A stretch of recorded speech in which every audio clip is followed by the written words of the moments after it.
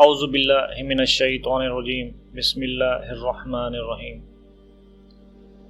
250 कब्ल मसीह से लेकर 100 कब्ल मसीह तक बहुत सारे वाक़यात ऐसे हुए जिनको अगर तफसील से बयान किया जाए तो बहुत ही मुनासिब रहेगा।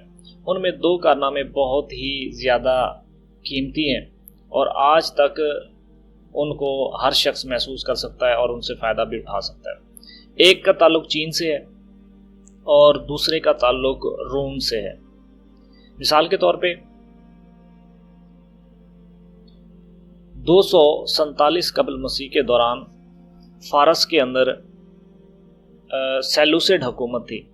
सेलूसिड हुकूमत पता नहीं किस वजह से ज़वाल पजीर होना शुरू हो गई, तो इस दौरान पार्थियन ने सेलूसिड हुकूमत का खात्मा किया और उन्होंने फारस के ऊपर कब्जा कर लिया। नई हुकूमत का आगाज़ शुरू हो गया 241 कब्ल मसीह के दौरान।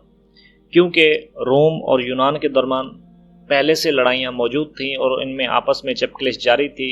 यूनान का ज़वाल शुरू हो चुका था, वहाँ के पढ़े लिखे लोग भी आहिस्ता आहिस्ता रोम की तरफ मुंतकिल हो रहे थे। आखिरकार इन लड़ाइयों में रोम को काफ़ी हद तक फतह हुई और सिसिली के इलाके पर भी रोम का कब्ज़ा हो गया। सिसिली वो इलाका है जहाँ पे अर्शमीदस रहा करता था।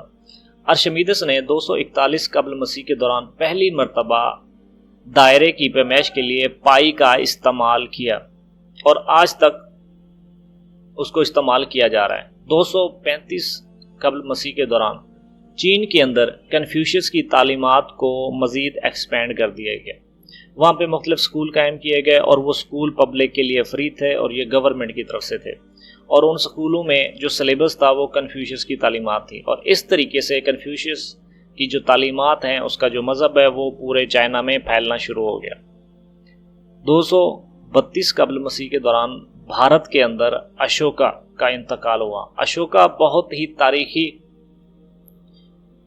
शख्सियत है और ख़ुसूसन भारत की तारीख में इसको बहुत ही अहमियत हासिल है। भारत के झंडे के अंदर जो एक चक्कर बना होता है उसका ताल्लुक भी अशोका के दौर से अगर कहा जाए ताल्लुक रखता है तो गलत नहीं होगा, क्योंकि उसको अशोक चक्रा भी कहा जाता है।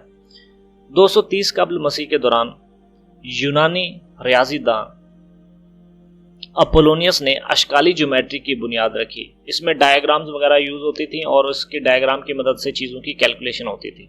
221 कब्ल मसीह के दौरान चीन में यन हुकूमत का आगाज़ हुआ। यन हुकूमत से पहले काफ़ी सारी हुकूमतें थीं, वो छोटी छोटी रियासतों में डिवाइड थीं। इस हुकूमत ने ये काम किया कि जितनी भी रियासतें पहले से अलग थीं उनको मुत्तहद कर दिया। तकरीबन 7 किस्म की रियासतें थीं जो अलग अलग हुकूमत कर रही थीं और हर रियासत की अपनी एक दिफाई दीवार थी ताकि जो कबायली लोग हैं वो उनके ऊपर हमला ना कर सकें। इस हुकूमत की खूबसूरती ये है या खूबसूरत कारनामा ये है कि इन्होंने सब रियासतों को इकट्ठा किया और जो भी उनकी दीवारें थीं उनको एक दीवार बना दिए और एक बहुत बड़ी दीवार सामने आ गई। 215 कब्ल मसीह के दौरान अर्शमीदस ने एक और नज़रिया पेश किया, एक और असूल पेश किया और वो भी कमाल का असूल है। उसको कहते हैं हाइड्रोस्टैटिक। हाइड्रोस्टैटिक के कानून के मुताबिक कोई भी चीज़ जो पानी के अंदर गिरती है वो या तो डूब जाती है या तैरती है। इसका ताल्लुक उसकी डेंसिटी से बहुत गहरा है। इस कानून के पेश नज़र अर्शमीदस ने बहुत सारे कारनामे सर अंजाम किए जिनको अगर तफसील से पढ़ा जाए तो वो मेरे ख्याल में बहुत ही कमाल का नॉलेज है, क्योंकि आज तक जितने भी मैथमेटिशियंस हैं वो अर्शमीदस के असर से बाहर नहीं निकले। वो उसी से ही असर लेके नेक्स्ट अपनी मैथमेटिक्स को इम्प्रूव करते जा रहे हैं। 214 कब्ल मसीह के दौरान चीनी हुकूमत ने, जिसने रियासतों को इकट्ठा किया हुआ था और हुकूमतों की जो दीवारें थीं उनको भी एक तवील दीवार की शक्ल दी थी। नई दीवार बनाई जो कि पहली दीवारों में इजाफा था, 1600 किलोमीटर तवील हुई और इसके बाद उसकी जो दीवार है, दीवार तकरीबन 5000 किलोमीटर तक तवील हो गई और उसका साइज इतना बड़ा था कि वहां पर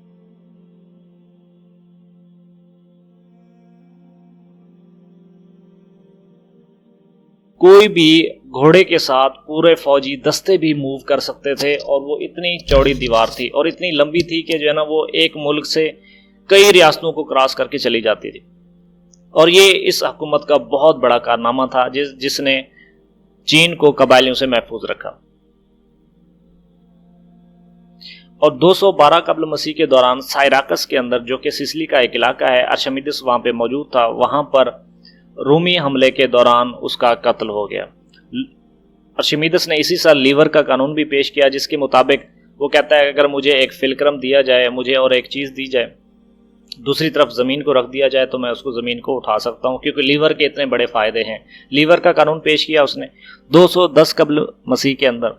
वो हिक्मरान जिसने चीनी रियासतों को इकट्ठा किया और दीवारें चीन जैसी बहुत बड़ी दीवार बनाई और उसको अपनी ज़िंदगी में मुकम्मल करवाया, उसका इंतकाल हो गया, शी होंगडाई। उसके इंतकाल के बाद उसको दफनाया गया, उसको इस एजाज़ के साथ दफनाया गया कि तकरीबन हज़ारों फौजियों के दस्ते तराशे गए पत्थर की सूरत में और उनको उसके मकबरे में रख दिया गया, और हज़ारों घोड़ों के मुजस्मे बनाए गए और उन मुजस्मों को एजाज़ के तौर पे उसके मकबरे के साथ दफन कर दिया गया। और ये उसका एक अजीम मकबरा जो अब दरियाफ्त हुआ है, ज़ाहिर होता है कि वो उसकी शान व शौकत कितनी बड़ी थी।